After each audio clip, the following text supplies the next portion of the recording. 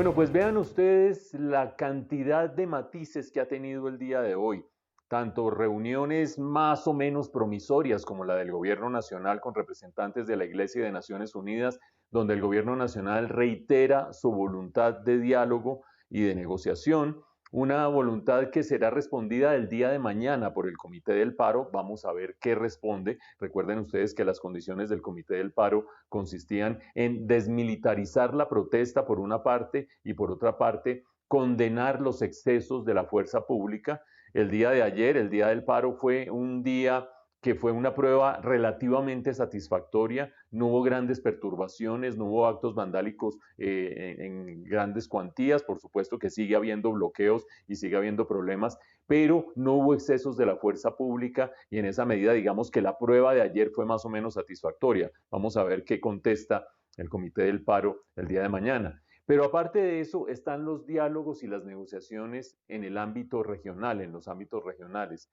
Y ustedes han visto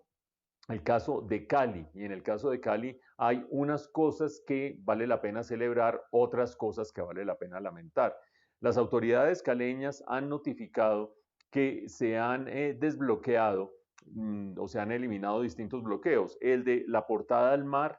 el de Siloé, el del Paso del Comercio y el del Nuevo Latir. Y estos últimos en el contexto de unas conversaciones con quienes estaban bloqueando para sentarse a negociar. Y esas negociaciones son las que uno esperaría que salieran bien, que dieran los resultados más favorables posibles. Suceden cosas, sin embargo, como las que hemos registrado en la nota, que son estos episodios que se dieron en el Coliseo Marisabel Urrutia, donde ustedes vieron, estaba la gobernadora, estaba el ministro del Interior, estaba el alcalde y se le vino un conjunto de personas, muchas de ellas encapuchadas, a decirle al alcalde que era un asesino y que era un traidor, porque en ese mismo momento en que se estaban desarrollando los diálogos, estaban atacando la fuerza pública, estaba atacando a algunas de las personas cercanas a quienes estaban allí en plan de negociar. Las autoridades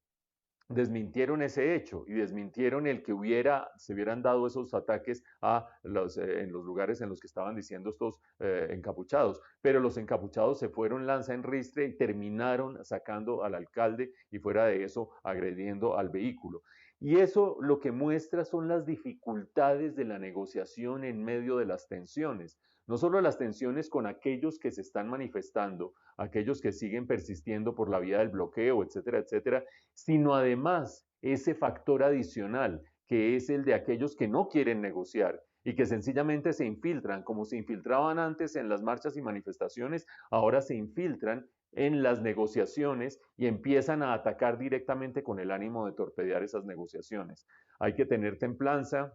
hay que tener voluntad férrea, hay que seguir adelante en los procesos de negociación, siempre y cuando se conserve la confianza de lado y lado y siempre y cuando no haya actos perturbadores de un lado y de otro. Y hablando de actos perturbadores, vale la pena mencionar esa nota que ustedes han visto en la que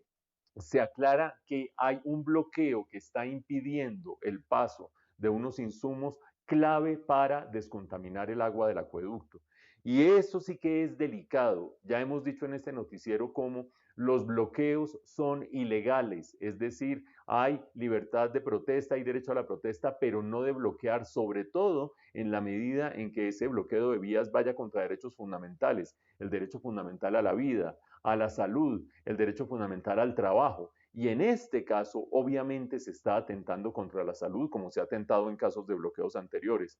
No hay mucha diferencia, o por lo menos la línea que separa es muy delgada, la línea que separa a aquellos actos que, por ejemplo, pretendieran contaminar el agua del acueducto de una ciudad, un acto claramente terrorista, o aquellos actos que evitan que llegue una sustancia clave para descontaminar el agua de una ciudad. En ambos casos estamos en una línea muy delgada que separa ambos hechos. Vamos a ver si se resuelve